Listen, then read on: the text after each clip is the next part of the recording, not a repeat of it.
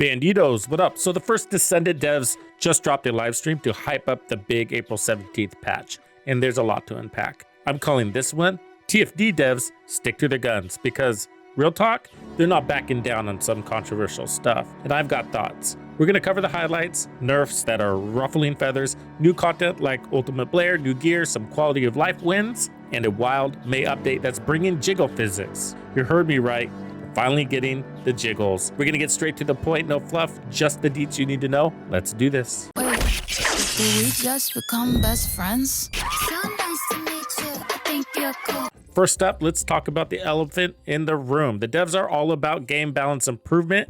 That was the big theme of their live stream. They're standing firm on nerfing Ines, even though it tanked the game's rating hard on Steam. Did you see that? Ouch. They straight up admitted it's a sore spot for players, but they're not flinching. And Serena's next on the chopping block too, though they're holding off until they've got a solid plan. I was doing air quotes there. Their reasoning, overpowered descendants like Ines and Serena wrecks the game's content, making everything too easy. They are looking at their own development process to stop this from happening with new characters. Real talk, I'm glad they're sticking to their guns. Yeah, it sucks when your fave gets nerfed, but if a couple of descendants dominate everything, the game gets stale fast. Everyone just runs the same old OP builds, and where's the fun in that? So respect to the devs for taking the heat and keeping balance first. But I like how Serena feels right now for the purge, so I am disappointed about an upcoming nerf on her, but I get it. Plus, the purge is getting rebalanced. Now that I peeled off the band-aid, the nerf itself isn't the real problem. I made a whole video about the nerf thing and even tested Ines. My conclusion was that the cooldown nerf was excessive, but she is still good. Fine. The bad news is that the community is at each other's throats. Have you read the comment section lately? The sweaty trolls are out there saying words like crying, crybabies, skill issues, get good, and you can even clear the same content only 30 seconds slower. Quote, Ines is still OP. The other side is saying nerfing PvE is dumb. The devs lied to us when they said they would never nerf, and on this next one, admittedly, it's a fair point. In a game where all you do is grind the same boring content over and over to farm, every second matters. What I have a problem with mainly is the marketing plan's intentions underlining this nerf thing. Notice how they are letting Serena ride because she is new. What does that even mean? It's a redirect from the fact that they need her to stay the way she is so that people spend so they can hit their revenue projections before nerfing her. They're playing it one descendant to the next. Once she hits her goal, they're okay with nerfing her. That's the message I got. And remember, Freyna isn't safe either. They didn't discuss her today, but before she was mentioned to be on the chopping block right next to Serena. Okay, moving on. They're sprucing up Void Erosion Purge with a fresh rebalance, opening up skill-based players' participation into the later stages. The devs say skills now have a place in the Purge. They're clearing level 30 in 5 to 6 minutes with a Viesa Absolute Zero build, which is great, and they think top players will do it in half of that. But the big news is a new challenge mode. The first 30 levels are staying focused on farming, but this new mode is for the pros. You've got to clear level 30 to unlock it, and it's tougher than any of the other levels. Rewards are a little bit unclear, but they're one-off per descendant. You can't earn the reward more than once unless you switch to a different descendant. So I guess perfect if you're sick of grinding. Plus, the top 100 players get a medal on their name card for the next season. I think this is going to be good for the hardcore crowd who like shaving seconds off their times. They didn't give us any details on the challenge mode outside of this. My guess, it's the 20 additional levels they mentioned in earlier talks. Now the juicy part of April 17th, I know you want to see and hear about this, the Blair story and Ultimate Blair. They showcase this guy and he's fire. He's got 2 new transcendent mods, Killer Recipe and Next Level Arson. The second one's wild. It drops flame zones as you move and turns your skill 3 flamethrower into a wide fan-shaped flame for crowd control. His kit is going to be fire, dimension, and singular, and my guess is you will need the fire dimension reactor. So when running the Killer Recipe mod, his passive changes from Pitmaster to a Feast of Flavors. Basically, by attacking or burning enemies, you're going to get some of these buffs unlocked. So the skill effect is going to give you additional critical hit rate and damage, as well as skill power modifier increase by 30%. That's boom. In Chef's Touch, max number of acquired chef touches will be 10. Okay, funny thing, his first skill is called Spicy Meatball when you're running Killer Recipe. It's going to be Fire Dimension. but it's sort of this like minigun of fireballs that come out. The meatballs explode on contact, dealing explosion damage and inflicting burn on nearby enemies. I love collateral damage. The max expandable range is 250 and the burst damage is 485% modifier, kind of playing it right there in the middle where you can roll on more modifier or more skill power. His skill 2 is called temperature check, so when using this skill, it recovers MP proportionally to the amount of owned Chef's Touch. So this skill cannot be used without Chef's Touch. The cooldown on this is 8 seconds and the MP recovery amount is based on the Chef's Touch by 5% of max MP. His number 4 is called Deadly Feast. It's going to be Fire Dimension. Aims at an enemy and fires Chef's Touch. Use the crosshairs to designate a target and the fire button to release. Can be canceled using the aim button, which will return MP and does not trigger a cooldown. That's nice. So this will allow you to hit max targets of 6. The fire count is by 5. Targeting duration is 3 seconds. And look at that Chef's Touch damage. Skill power by 2800 modifier. So yeah, it's sort of got a targeting system that reminds me of Sharon's. Here's his next level arson setup.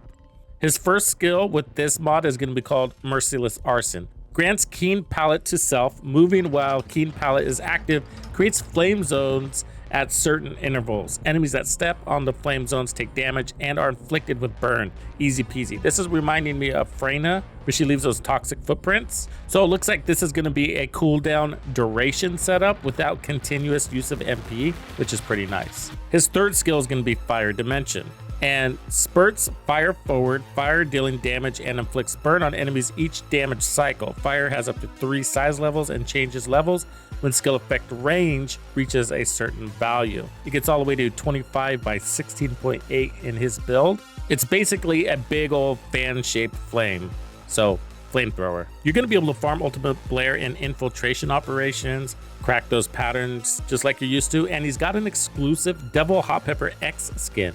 So if you love torching enemies, this is going to be your dude. Speaking of skins, we're also getting new skins on April 17th. That brings the Corn on the Cob skin, random, but it's coming. Then on April 30th, it's Albion Academy schoolgirl uniforms. So if you're into dressing up your descendants in skirts for the big fight, these are coming your way. There's a fresh set of events kicking off on April 17th too. There's a 5-week event with weekly rewards, mostly growth stuff to level up faster, and a 1-week login event with a surprise egg emote. Log in, grab your loot, easy peasy. So we're getting the ultimate Blair. We're also getting 5 new external component sets to mix up your builds. And I've been excited to get more external components, and the last batch we got sort of are okay. I'm using some of them, but these ones seem to be a lot more exciting. I think they're giving us some stats we actually need.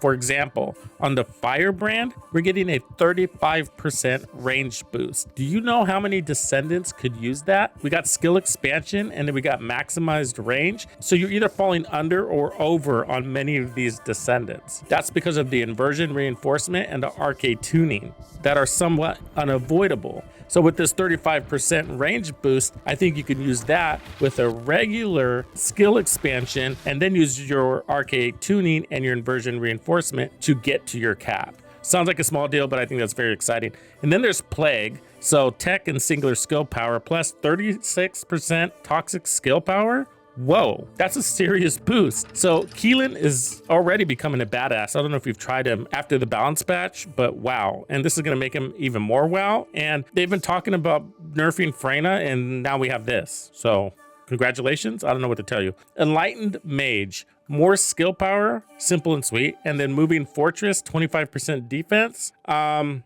not sure that's enough to move the needle on anybody, but there it is. Shell Crusher will be interesting. You're going to get a faster fire rate and bonus damage to void shields. I want to mention, seems to be a little extra emphasis on this void shield thing.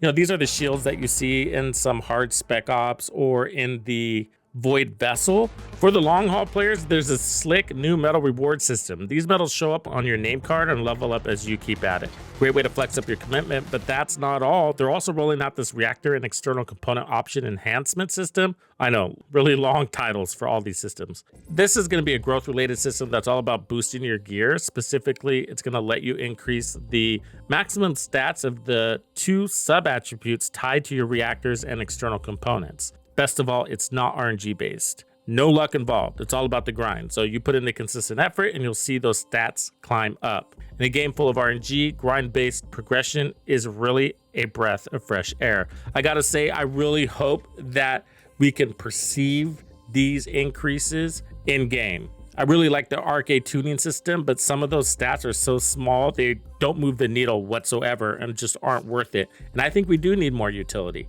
I do think we need more skill damage. I like having more weapon damage, but I would love to see more skill haste, duration, and range and stuff like that from more sources and with bigger values. This will free up some mods on our builds and open us up for more diversity. Here's a bummer. The external component core update, which was supposed to boost defense, so it's similar to the system that we have for our weapons, where you could unlock with these core things, but these were going to be for our external components. Well, anyways, that got pushed back from April. The devs said it's not urgent and might mess with the balance of the game, so they're holding off, maybe forever. Actually, I'm excited for that external component core update because I would like to see some more defense on our characters, but I don't want to break the game either. So mixed feelings on that, but stability over speed, I guess. Hopefully we do see that system launch for season 3. Hey, so the devs are hooking us up with quality of life fixes. Here's the rundown, starting with a big one. Hard special operations now get unique archefactor experience rewards. So you can earn archefactors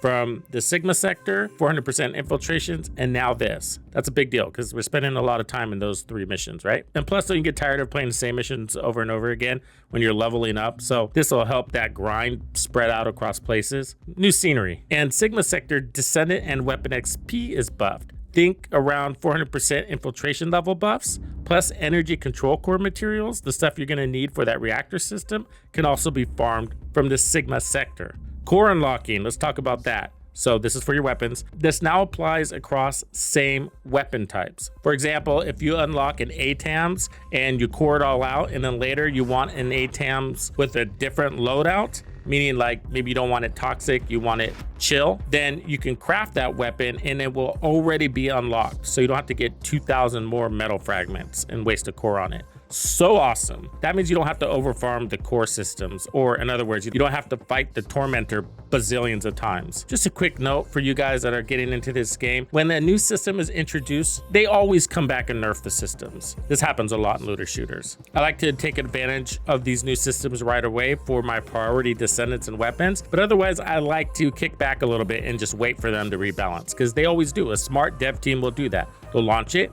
gain some feedback, balance it. And they're probably going to do that for every system they introduce to the game, unless they get it right the first time, which isn't always. So now that core unlocking applies across the same weapon types, if you happen to craft multiple weapons and then unlock multiple of the same weapon, you're going to get a refund. Speaking of crafting the same weapon, it'll come with its unique effect maxed out too. So if you went through and maxed it out to level 4, you know, with the little red dots up there, then if you craft that weapon again, it's going to automatically come at that same level. So cool. So that's going to cut that work in half. But still, I'm not a big fan of having multiple weapons. I would really like a loadout system for the core unlock system so that we can just have one weapon and free up our stash space. Photo mode gets new filters, and newbies will get a season 3 guide quest to learn the ropes. And with that comes Ultimate Bunny farmable in normal mode. Huge win for noobs and casual players. And Kingston and Sterile Land missions are shifting to more battle-focused setups. All right, let's look ahead to May, where things get spicy. They're adding dynamic motion, aka jiggle physics, with intensity options. Now, we didn't get to see the intensity options today, but we did see a sneak peek, and yeah, it's gonna turn heads. I'm sure this will be the talk of the town when it happens. It's a good PR move, to tell you the truth. We're also gonna get an Arche Tuning socket for deeper builds in May. We're gonna get an Ice Maiden, a new Colossus to fight, and a Party Finder system, and you'll be able to check out other players' loadouts or builds. And then a core item exchange to get rid of those useless cores, and to bringing in multi-hit stats for weapons in the core unlock system. Finally, and this one I think everybody's gonna love, that inversion reinforcement, the modifiers, you're gonna be able to save loadouts. Finally, no more manual swaps. That's annoying. Oh, and in May's week 11, the Arche Tuning second update drops. And apparently it's all about build diversity. We'll see. Either way, I can't wait to mess with that. The devs are hitting up PAX East in Boston this year with a May 11th Mega Summer Update reveal. Mark your calendars. I think that is going to be one to watch. That's just a month away. All right, that's the rundown. The devs are sticking to their Nerf guns, dropping Ultimate Blair and new gear on April 17th, and teasing jiggle physics for May. I am digging the balance focus, but what about you? Are you cool with the nerfs, or are they ruining your vibe? Do you think it's weird that they're sitting on the Serena nerf? Am I crazy to think that's motivated by money? I'd love to hear your thoughts. Put them in the comment section. Let's talk it out. If you like subscribing, I'm cool with that. Thank you for hanging out with me. I'm Tuxedo Bandido, and if you found this video helpful, be sure to hit the like, subscribe, and turn on your notifications so you don't miss out on the good stuff I have coming for you. And if you like content like this, be sure to check out the video I have recommended for you right here. If you have anything you would like me to cover, be sure to let me know in the comments below. And thank you to all the channel members and donors who make things possible. Tux Nation wouldn't be the same without you. When you buy or download anything for the First Descendant, be sure to use Tux's creator code to support the channel. Easy peasy. Wait, did we just become best friends?